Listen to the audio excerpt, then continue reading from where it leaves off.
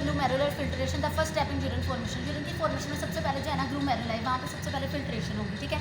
अब वो क्या कहते हैं कि सबसे पहले स्टेप यही है हमारे यूरिन की फॉर्मेशन में, और दिन में ना पूरे दिन में 180 लीटर जो है ना उसकी फिल्ट्रेशन होती है, ठीक है, ग्लूमेरुला से, जिसके अंदर सिर्फ और सिर्फ 1 लीटर जो फ्लूइड होता है ना वो हमारी बॉडी से एक्सक्लूड होता है। बाकी जो 179 लीटर है ना वो दोबारा हमारी बॉडी में रिअब्जॉर्ब होता जाता है और सर्कुलेट करता जाता है। समझ आ गई ये बात नहीं? आगे वो क्या कह रहे हैं, अब ये जो माशाल्लाह 180 लीटर एक दिन में हमारी ग्लूमेरुला ने फिल्ट्रेट करना, हम कहते हैं ये हाई फिल्ट्रेशन में कैसे हो जाती है। ये डिपेंड करती है किडनी के ब्लड फ्लो पे कि वो बहुत एफिशिएंट है, और उसके साथ साथ हमारी जो ग्लूमेरुलर कैपिलरी मेम्ब्रेन है जिसकी क्रॉस फिल्ट्रेशन होनी है वो भी बहुत एफिशिएंट है। एक तो किडनी का ब्लड फ्लो और उसके अलावा ग्लूमेरुलर कैपिलरी मेम्ब्रेन, ठीक है। अब हमने इसमें इसी चैप्टर में यही देखना है कि ग्लूमेरुलर फिल्ट्रेशन रेट क्या है और उसके साथ साथ इसको कौन कौन सी चीज़ें रेगुलेट कर रही हैं, ठीक है, कि किस रेट पे वो जो है ग्लूमेरुलर की फिल्ट्रेशन हो रही है और रीनल ब्लड फ्लो देख रही है, ठीक है। सबसे पहले हमने देखना है कंपोजिशन ऑफ द ग्लूमेरुलर फिल्ट्रेट, कि वो जो फिल्ट्रेट हो के हमारे पास आया उसके अंदर क्या क्या चीज़ें होती हैं। अच्छा जी, अब वो क्या कहते हैं, जिस तरह हमारी बॉडी की दूसरी कैपिलरीज होती हैं इस तरह ग्लूमेरुलर की भी ग्लूमेरुलर कैपिलरीज भी होती हैं, जिस तरह वो अच्छा ये जो होती हैं रिलेटिवली इम्परमेबल होती हैं टू द प्रोटीन्स, ठीक है। इसकी वजह से हमारी जो प्रोटीन्स है ना वो फिल्ट्रेट नहीं हो सकती। लेकिन जो कैपिलरी आगे हम पढ़ेंगे कैपिलरीज की जो पोर्स है ना उनका साइज जो एल्ब्यूमिन के तकरीबन इक्वल है, लेकिन एल्ब्यूमिन जो है वो फिर भी उसके अंदर से फिल्ट्रेट नहीं होती। इस तरह बन के बाकी जो है ना प्रोटीन्स वो भी फिल्ट्रेट नहीं होती, ठीक है।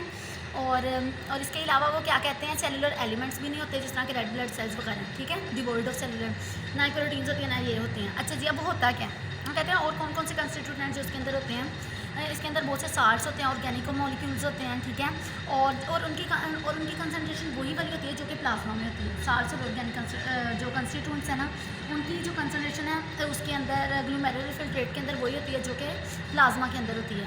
वो क्या कहते हैं, except to this generalization include a few low molecular weight substance such as calcium fatty acid, ये जो होते हैं ना ये फ्रीली फिल्ट्रेट नहीं होते क्योंकि ये प्लाज्मा प्रोटीन के साथ बाउंड होते हैं, जबकि प्लाज्मा प्रोटीन की फिल्ट्रेशन नहीं होनी तो इनकी भी नहीं होनी, ठीक है, जिस तरह के कैल्शियम और फैटी एसिड्स वगैरह। अब क्या कहते हैं, मोर देन ऑलमोस्ट तकरीबन 1/2 जो होता है ना प्लाज्मा कैल्शियम का, और ज़्यादातर जो फैटी एसिड्स होते हैं ना वो जुड़े होते हैं प्रोटीन्स के साथ, ठीक है, और प्रोटीन के साथ बाउंड होते हैं जिसकी वजह से वो फिल्टर्ड नहीं हो पाते, ठीक है। आगे अब हमने पढ़ना है glomerular filtration rate is about 20% of the renal plasma flow, कि जितना उधर से रीनल का प्लाज्मा फ्लो हो रहा है उसके 20% सिर्फ और सिर्फ आता है। अच्छा जी, सबसे पहले वो क्या कह रहे हैं कि किससे डिटरमाइंड होता है। सबसे पहले balance between the hydrostatic and fluid osmotic pressure जो है वो कर रहे होंगे जो कैपिलरी मेम्ब्रेन पे उस पर डिपेंड करता है। उसके अलावा कैपिलरी फिल्ट्रेशन कोएफिशिएंट, अब ये जो कैपिलरी फिल्ट्रेशन कोएफिशिएंट है ना जो KF है वो क्या होता है, वो प्रोडक्ट होती है परमिएबिलिटी की और फिल्ट्रेटिंग सरफेस एरिया के कैपिलरी कितना परमिएबल है किसी भी सब्सटेंस को और उसका सरफेस एरिया कितना उसकी प्रोडक्ट को होती है कोएफिशिएंट, इस पर डिपेंड कर रहा होता है। और इसके अलावा balance of the hydrostatic and fluid osmotic pressure पे क्या डिपेंड कर रहा होता है GRF, ठीक है, GFR ग्लूमेरुलर फिल्ट्रेशन रेट। अब सबसे पहले उन्होंने क्या किया, ग्लूमेरुलर कैपिलरी है वो मच हायर फिल्ट्रेशन रेट ही हम अच्छा जी जो हमारी बाकी बॉडी की कैपिलरीज है ना उसके निस्बत जो हमारे ग्लूमेरुलर की कैपिलरीज है ना उनका बहुत ज़्यादा फिल्ट्रेशन हाई रेट यानी कि फिल्ट्रेशन का रेट हाई है क्योंकि उन्होंने 180 लीटर जो है हर दिन में फिल्टर जो है वो करना होता है। अब वो क्या कहते हैं इसका जो है अच्छा जी हाइड्रोस्टैटिक इसका काफ़ी ज़्यादा होता है, ठीक है, KF भी लार्ज होती है जिसकी वजह से तो बाहर को आउटफ्लो होगा कैपिलरीज में से ग्लूमेरुलर की। हाँ वो पोस्ट किया था बिस्मिल्लाहिर्रहमानिर्रहीम। अच्छा आगे वो क्या कह रहे हैं, एवरेज जो ह्यूमन है उसके अंदर GFR जो होता है ना 125 मिलीलीटर पर मिनट होता है, यानी कि 125 मिलीलीटर जो है 1 मिनट के अंदर फिल्ट्रेशन होती है उसकी कैपिलरीज से, ठीक है। यहाँ हम उसको पूरे दिन की अगर हम करें तो 180 लीटर पर डे होता है। अब वो क्या कहते हैं जो फ्रैक्शन है, अब हमने फ्रैक्शन में देखना है जो प्लाज्मा फ्लो की जो प्लाज्मा ब्लड फ्लो की जो रीनल प्लाज्मा फ्लो की जो फ्रैक्शन है जो कि फिल्टर्ड होती है वो एवरेज होती है 0.2 या उसको हम 20% कह सकते हैं, यानी कि वो जो रीनल है वहाँ से जितना प्लाज्मा गुजर है ना उसका सिर्फ और सिर्फ 20% वहाँ से गुजरता है, ठीक है। अच्छा जी आगे वो क्या कहते हैं फिल्ट्रेशन फ्रैक्शन का फॉर्मूला हमने देख लेना GFR over renal plasma flow, ठीक है, ये फिल्ट्रेशन फ्रैक्शन हमारे पास आ गई। अब हमने देखने ग्लूमेरुलर कैपिलरी मेम्ब्रेन, अच्छा यहाँ से बताना बिस्मिल्लाहिर्रहमानिर्रहीम। सबसे पहले जो है रीनल प्लाज्मा फ्लो जो है उसका रेट जो होता है 625 मिलीलीटर पर मिनट होता है। ये एफरेंट आर्टेरियोल से आ गया ग्लूमेरुलर कैपिलरी से गुजर के फिर यहाँ पर जो है इसकी फिल्ट्रेशन होनी है जो कि GFR होता है ग्लूमेरुलर फिल्ट्रेशन रेट वो 125 मिलीलीटर पर मिनट, यहाँ से 625 गुजरा लेकिन यहाँ पर फिल्ट्रेशन सिर्फ 125 मिलीलीटर पर मिनट की हो रही है। उसके बाद ये क्या है क्या होगा कि 125 में से 124 ml पर मिनट जो है वो रीअब्सॉर्ब हो जाएगा इधर हमारे पास पेरिट्यूबुलर कैपिलरीज में, और जो 1 ml पर मिनट रह जाएगा वही सिर्फ एक्सक्रीट होगा, ठीक हो गया। ग्लूमेरुलर कैपिलरी मेम्ब्रेन का ये स्ट्रक्चर है। सबसे पहले इसकी 3 लेयर्स होती हैं। आम जो हमारी बॉडी की कैपिलरीज हैं उसके अंदर 2 होती हैं, लेकिन इधर 3 है। सबसे पहले जो होती है एंडोथीलियल वाली होती है, endothelial, then basement membrane and then epithelium. सबसे पहले एंडोथीलियम, फिर basement membrane and then epithelium. अब इसकी ये हालांकि ये होती तो 3 है, ये फिल्ट्रेशन बैरियर बनाती हैं, लेकिन ये इतनी एफिशिएंट है कि हमारी बॉडी की बाकी कैपिलरीज की निस्बत ये 1000 टाइम्स जो है वो ज़्यादा जल्दी फिल्ट्रेशन करते हैं, because they have the small, जिसको कहते हैं small pores, very small pores, जिसको हम फेनेस्ट्री कहते हैं, वो एंडोथीलियम के अंदर प्रेजेंट होते हैं। और ये जो फेनेस्ट्री होते हैं ये इंडोव्ड होते हैं with the negative charges, so that they bind the plasma protein and they can not pass through it. And then we come to the basement membrane. Basement membrane जो है they contain the collagen fibrils and they contain the collagen and proteoglycan fibrils. ठीक है, प्रोटियोग्लाइकन जो होते हैं ये भी negatively charge होते हैं, इसलिए ये भी प्लाज्मा प्रोटीन को बाइंड कर लेते हैं, उसको गुजरने नहीं देते और एक और फिल्ट्रेशन बैरियर जो वो बनाते हैं, और उसके लेकिन वाटर सोल्यूट्स वगैरह को गुजरने देते हैं। देन नेक्स्ट आ जाती है एपिथीलियम। एपिथीलियम सबसे आउटर वाली होती है और इसके अंदर फुट लाइक प्रोसेसेस होते हैं। ठीक है, और दरमियान में जो है स्लिट पोर्स होते हैं। ठीक है, नहीं, फ्लूट लाइक प्रोसेसेस को foot like processes are separated by gaps और pores. They are called the slit pores which allow the passage of the water and solutes for the filtration. Have the negative charge. Epithelial cells also have the negative charge, so that the plasma proteins do not pass through it, and it also add to. चलो ठीक है, आगे filtration of solute is inversely related to the sides. जिसका size जितना ज़्यादा होगा वो उतना जो है वो कम जल्दी, यानी कि कम जो है वो फिल्ट्रेट होगा, और जिसका जो है साइज़ छोटा होगा वो जल्दी फिल्ट्रेट हो जाएगा। ठीक है, और इलेक्ट्रिकल चार्जेस पे भी डिपेंड करता है। जो नेगेटिवली चार्ज होंगे वो रिपेल होंगे, और जो पॉजिटिवली चार्ज होंगे वो अट्रैक्ट होंगे, है ना। अच्छा जी, अब सबसे पहले ये उन्होंने बताया हुआ है द ग्लू में, ये वैसे तो थिक होती है। ठीक है, then most of the capillaries, क्योंकि 3 लेयर्स होती हैं, लेकिन ये बहुत ज़्यादा पोरस होती है।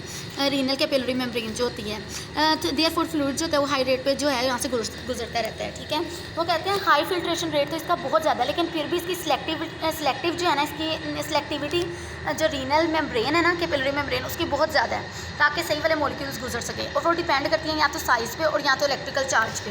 मैंने आपको साइज़ का पहले ही बता दिया, जितना छोटा होगा वो उतनी ईजिली पास कर सकेगा।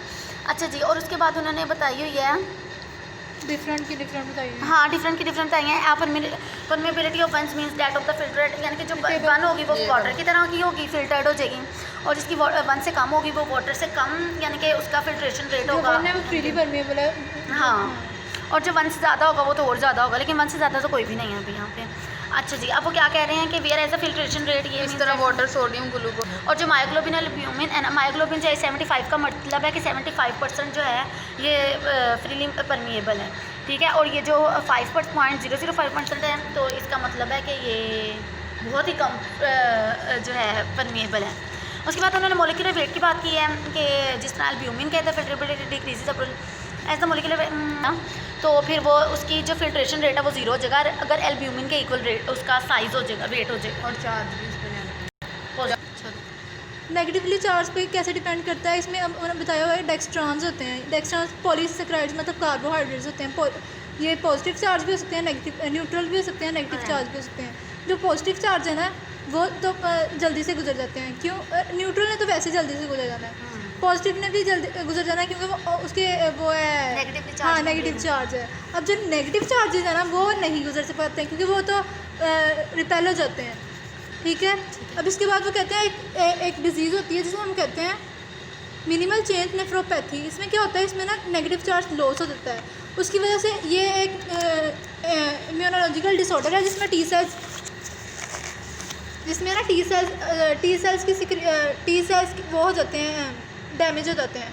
ठीक है, ऑटो इम्यून डिजीज़ है। इसकी वजह से क्या होता है, जब वो रिपेल नहीं हो पाएंगे तो प्रोटीन ना यूरिन में अपीयर होने लग जाती है, और इस कंडीशन को हम कहते हैं प्रोटीन यूरिया या एल्बिन यूरिया, और ये ज़्यादातर बच्चों में होती है, एडल्ट्स में बहुत कम पाई जाती है। अब हमने सबसे पहले जो है डिटर्मिनेंट्स ऑफ जीएफआर देखने। जीएफआर जो है वो 2 चीज़ों पे डिपेंड कर रहा होता है, एक तो नेट फिल्ट्रेशन प्रेशर पे और दूसरा कि इधर से फाइंड करेंगे कि वो कैसे होता है। वो डिपेंड करता है कोलॉइड ऑस्मोटिक फोर्सेस पे, यानी कि प्रेशर पे, और उसके अलावा जो है हाइड्रोस्टैटिक प्रेशर पे। ग्लूमेरुलर का हाइड्रोस्टैटिक प्रेशर 60 होता है और उसका कोलॉइड प्रेशर जो होता है वो 32 होता है। तो जो कोलॉइड प्रेशर होता है वो अंदर को लेके जाता है, यानी कि प्रोटीन अपने साथ वाटर को रखती हैं, तो यानी कि ये जो फिल्ट्रेशन है उसको आउटवर्ड नहीं होने देगा। लेकिन जो हाइड्रोस्टैटिक है ये 60 होता है, ये ज़्यादा है, तो ये उसको आउटवर्ड जो है जो उसको फिल्ट्रेशन कराएगा। अगर हम वोमेंस कैप्सूल की बात करें तो वहाँ पर जो है कोलोइडोस्मेटिक प्रेशर 0 होता है बिकॉज प्रोटीन्स प्रेजेंट नहीं होती, और जो हाइड्रोस्टेटिक प्रेशर होता है वो 18 है, वो उसको इन्वर्ट मूव करेगा। अब हमने नेट देख लेना कि इसका नेट क्या होता है। ये हमारे पास हाइड्रोस्टेटिक 60 था और इधर जो है इधर 0 है, तो ये 60 हो गया। हाइड्रोस्टेटिक हमारे पास टोटल 60 हो गया। अब ये हमारे पास जो है वोमेंस कैप्सूल में वो जो है सॉरी यहाँ पे 60 है तो यहाँ पर वो है 18, ठीक है। इसको माइनस करेंगे कितना हो जाएगा, 60 में से 18 माइनस करें 42 हो जाएगा। और यहाँ पे इन्वर्ट जो है मूव कर रही है 42 में से 32 माइनस कर दें तो 10 रह जाएगा। यानी कि हमारे पास 10 मिलीमीटर ऑफ मर्करी जो है वो नेट फिल्ट्रेशन प्रेशर है, ठीक है।